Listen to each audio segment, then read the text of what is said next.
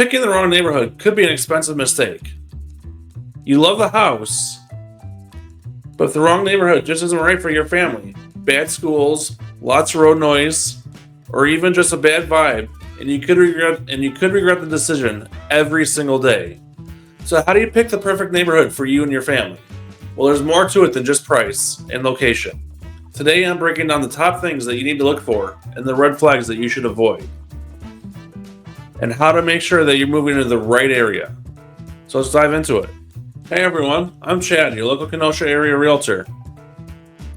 I have buyers and sellers just like you reaching out to me every single day, asking me how they can buy and sell a house in the Kenosha area. So if you have any questions about buying or selling in the Kenosha area, please give me a call, shoot me a text, or send me an email. I'm happy to answer any questions that you may have and help you out in the buying and selling process. And if you're planning on moving in the Kenosha area and you want these insider tips every single week, make sure that you hit that like button and hit that subscribe button and hit that bell button if you want to be notified every week when I drop a new video. Now let's dive into it. So before we start looking at neighborhoods, we need to define what's important to you and your family. Commute. How far do you want to drive to and from work, to and from schools? Is commute time important to you? Does it not matter that much to you? Does it not matter that much to you? Do you take the train to and from work? Do you carpool to and from work? Do your kids take the bus to and from school? Do they walk to school?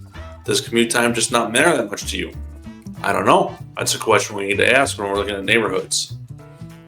Schools. Are schools a top priority for you? Do you want top-rated schools?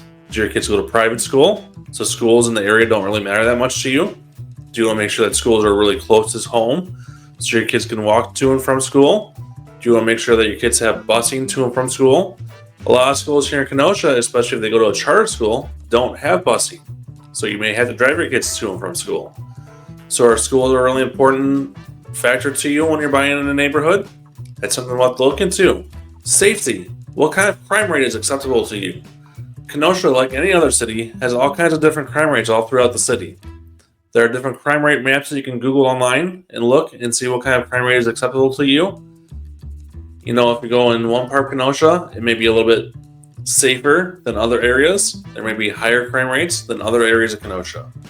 Amenities. What parks, restaurants, coffee shops, and other things do you want close by to you? Do you want a grocery store that's within walking distance to you? Do you want a grocery store that's within a couple minutes drive to you? Do you want a grocery store that's maybe 20 minutes away from you? You don't want any civilization anywhere near you? What do you want close to you? What do you not want close to you? Community feel. How do you want a community feel? Do you want the neighborhood feel? Do you want your neighbors to come out and talk to you every day when you go out and grab that mail or grab that newspaper off your driveway, if people still get the newspaper? Do you want your neighbors to come out and say hi to you? Do you want them to say good morning to you? Do you want them to ask you about your day? Or do you want them to ignore you and not talk to you at all? Some people, like my wife, she doesn't want any social interaction with her neighbors. She just wants to ignore them and go on about her day. Now, of course, there are some days where she'll say hi to them and be pleasant, but for the most part, she doesn't really want to talk to our neighbors. She'd rather just, go about her day and mind her own business and just generally not talk to them unless she really has to. How about you? Do you enjoy your neighbors? Do you want to talk to your neighbors every day? Or do you just want to kind of go about your own business and just do your own thing and not be bothered by them for the most part? As a pro tip, a great way to test the neighborhood is to visit it during different times of the day. So if you're touring a home during the afternoon, that's a great time to look at the neighborhood. See who's out and about. You get a great feel for the neighborhood in the afternoon, but what about the mornings? What about the evenings? What about after dark? Well, maybe go back to the neighborhood in the mornings, go back to the neighborhood after dark, go back to the neighborhood during rush hour, and get that feel for it. Drive around the neighborhood during those times of days. Do you see school kids around? Do you see older kids? Do you see older generation people walking around? What kind of people do you see walking around? Are those the kinds of people that you want to be associated with? Do you want those kinds of people to be your neighbors? Is that the kind of neighborhood that you want to live in? So some red flags you want to watch out for. So you could fall in love with a house, but if the neighborhood has some issues, you could be falling into a real big mess. So here's some red flags. Lots of for sale signs in the neighborhood. So if you're driving around the neighborhood, if you're driving to the house for a tour, and you just see for sale sign after for sale sign after for sale sign, that could be a big red flag. Why are all these people moving out of the neighborhood? Is there something going on? Are people not able to keep up with their mortgage? Are these houses just overpriced and people just can't pay the mortgage anymore? Why is everybody moving out of this neighborhood? There's something going on that we don't know about. Maybe there's a huge development going on right across the street and people just suddenly want to sell their house and move out for whatever reason. I don't know. It's something I may be able to find out for you as to why everybody's leaving this neighborhood. But that's something that should give you a red flag, and we should probably find out why is everybody leaving this neighborhood. Empty storefronts and closed businesses. So if you look around at the local businesses, probably not in the neighborhood, but around the neighborhood, if you see a lot of businesses that are closed and empty storefronts, why is that? Why are the local businesses all closed? Why are the local businesses all closed? Why are they empty? Why are they shuttered? Oftentimes, the local neighborhoods they support the local businesses in the area. So why is this neighborhood not supporting the local businesses in the area? What's going on? Why are these businesses not able to be supported anymore? Is the local economy in this neighborhood area just not being supported for whatever reason? That should be another red flag for you. Bad traffic or noisy streets. So some people this really bothers. If you don't like a lot of traffic or noisy streets, this neighborhood may not be the right neighborhood for you. Some people, it doesn't matter that much to them. As long as the house is quiet on the inside, they don't really care that much about it. But some people, they can hear a lot of noise, no matter how quiet it is on the inside. They can hear the noise on 75th Street, no matter how quiet it is on the inside. So if they live on a busy street like 75th Street, it's a big no to them. They say, nope, I cannot live on 75th Street. I have to be 4 or 5 blocks off of 75th Street, no matter what. So some people, it's a big deal to them. And some people, it's not. What kind of person are you? Does it matter to you or not? Poorly maintained homes. So when you're driving up to the house for a tour, look at the other homes around you. Are they maintained properly? Look at the lawns. Are they mowed? Are they nice? Are they well kept? Do they look nice? Look at the trees in the area. Are there a lot of dead trees in the yards? Are they well maintained? Are they trimmed? Look at the houses. Look at the trim around the houses. Are they all painted nicely? Or are they starting to peel back? Are the windows in those houses all cracked? Are they broken? One of the things that I look at in the neighborhood are garage doors and front doors. Are the garage doors starting to peel? Do they have peeling paint? Do they just look in disrepair? That tells you a lot about the neighborhood, whether or not they care about the house, whether or not they upkeep with the house. If a lot of the neighbors in the neighborhood just don't care about the house, not upkeeping of the house, one, that hurts your property value after you buy the house, because if the neighbors don't care about their house, that brings down the property value of everybody. And two, the neighborhood will just go down eventually throughout the years. So you may not want to buy in the neighborhood. And lastly, another red flag to look for is the community feel. We kind of touched on this a little bit earlier, but do you want the community feel? Do you want your neighbors to come out and talk to you? When you're driving around the streets, do you see a lot of people out and about? Do you see them talking? If it's summertime, do you see them out there grilling? Maybe not in the front yard, but do you see neighbors talking to each other? One of my more recent sales, my buyer, he actually drove around the neighborhood and he would talk to the neighbors that are outside. He'd say, what kind of neighborhood is this? He would tell them, I'm a very unique person. He's like, I don't fit into a lot of neighborhoods. So how do you think I'll fit into here? He would tell them what kind of person he is. He's like, I like to party. I don't party till 2 or 3 a.m., but I like to have parties. I like to have a lot of fun. He has a kid, so he doesn't party all night and, go on benders or anything like that. But he would tell them, how do you think I'll fit in here? And the neighbors would say, oh, you're a breath of fresh air. We'd love to have you here. And that kind of stuff. So, what kind of community do you want to live in? Do you want to live in a community where the neighbors are out and talking to you? Or do you want to live in a community where the neighbors kind of keep to themselves and don't really talk to you? Everybody's different. Everybody has their own opinions. That's something that you have to decide for yourself, whether or not you want to live in a community where people are out and about and talking to each other and have more of that community feel or not. Now, your taste may change over time. As your tastes change, you can always sell the house and buy in a different community as well. But just keep that in mind when you're looking at neighborhoods. Do you want to live in a neighborhood that has that community feel or not? So when you're researching neighborhoods, you don't have to guess. And you don't have to rely on just my expertise and my opinions on neighborhoods. You can research like a pro. There are tons of websites out there. There are tons of community resources. There are tons of things out there for you to do your own research. And I strongly encourage you to do your own research. Don't rely on just my expertise or the expertise of your realtor.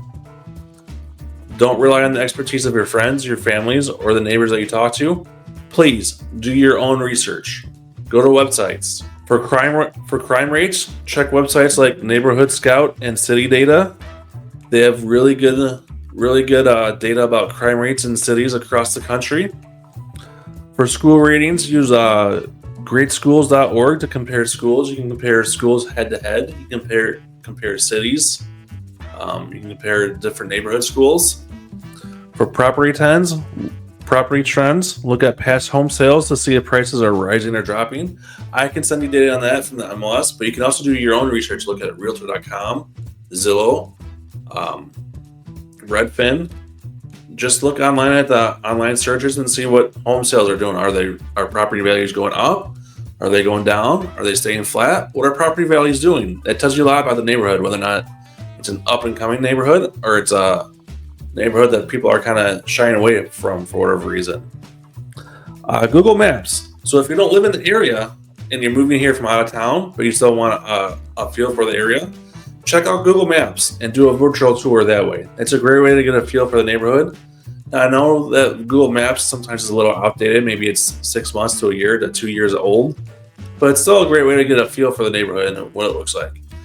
Now, if you want a more up-to-date feel for the neighborhood and you live out of town, I'm happy to do it myself too. Just let me know. I'll take my phone, I'll shoot a video. If you have an iPhone like I do, I'll FaceTime you and I'll drive around the neighborhood. I have a little mount in my car. I can mount you up in my car and we can drive around the neighborhood and I'll show you the neighborhood and what it looks like through the streets. I do some of those tours here on my YouTube page too. I need to get back to doing more of those. But I'm happy to do that for you. It takes 10 or 15 minutes. I'll drive through the neighborhood and show you what it looks like, show you some of the amenities, show you some of the small shops, how far away things are, that kind of stuff. But it's a great way to get a feel for the neighborhood, what the houses look like, how close they are, the kinds of people that are out and about, that kind of stuff. Facebook community groups. It's a great way to get to know the people that live in the neighborhoods. Join some of the local community groups. Join some of the local Kenosha community groups and ask questions. Say, what's it like to live in the Allendale neighborhood? What's it like to live in the Forest Park neighborhood? What are the pros and cons? People don't hold back, and people love to give their opinions. So if you have a question about a particular neighborhood, ask that question in a Facebook group. People will tell you. You'll probably get hundreds of different comments.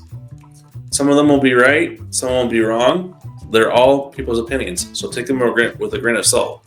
But they're still opinions, and it gives you different perspectives. So they're a great resource to have. And of course, as a pro tip, go beyond the numbers. Don't just look at the crime data. Don't just look at the data online.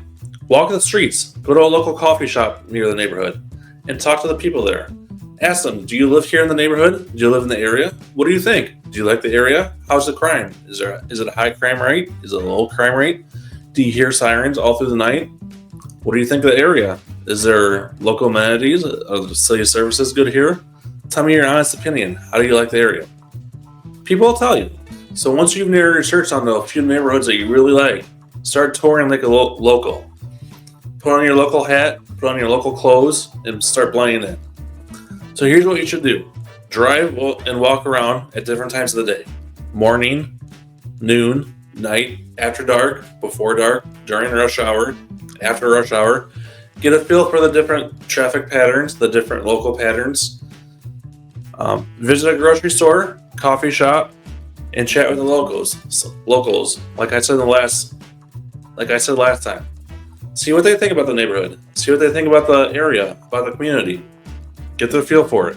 Check how well the streetlights are lit at night. So a lot of areas in Kenosha don't have streetlights at night. So if that's important to you because you have kids that like to play out at dark, then you may want to look for a neighborhood that has streetlights. Not every neighborhood, especially the older ones here in Kenosha and Pleasant Prairie, they all don't have streetlights. My neighborhood has no streetlights. So it's really dark here at night. Forest Park, they have no streetlights. So it's really dark there at night, especially with all the trees that line the streets.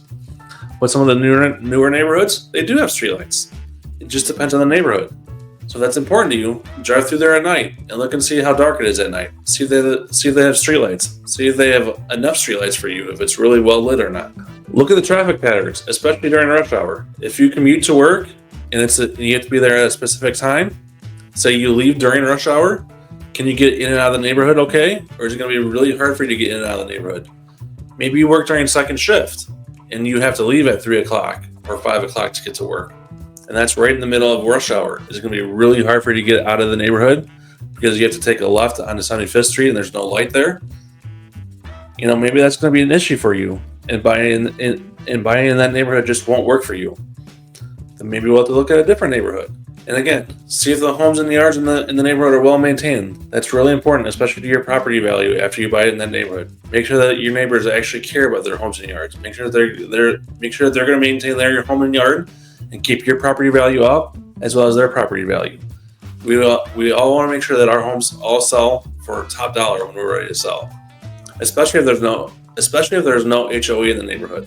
Because at least HOAs, I hate HOAs, but they at least make sure that all the homes in the area are well maintained and look halfway decent and are generally maintained all year long. But if there's no HOA, there's nobody to enforce any rules and make sure that each home is maintained. As a pro tip, your realtor should know every neighborhood here in Kenosha inside and out. So if they don't, then maybe it's time to look for a new realtor. I know every neighborhood here in the Kenosha area, inside and out. I can tell you everything about every single neighborhood here in the Kenosha area. So if you have any questions for me at all about any neighborhood here in the Kenosha area, give me a call, shoot me a text, or send me an email. I'm happy to answer any questions you may have. I have buyers and sellers reaching out to me every single day, asking me questions about how to buy and sell real estate here in the Kenosha area. So if you have any questions about how to buy or sell real estate here in the Kenosha area or Eastern area, give me a call, shoot me a text, or send me an email. I'm happy to answer any questions that you may have and help out any way that I possibly can, with no pressure and no sales tactics. I hope you have a fantastic rest of your day and enjoy the rest of your week, and I can't wait to see you in the next video.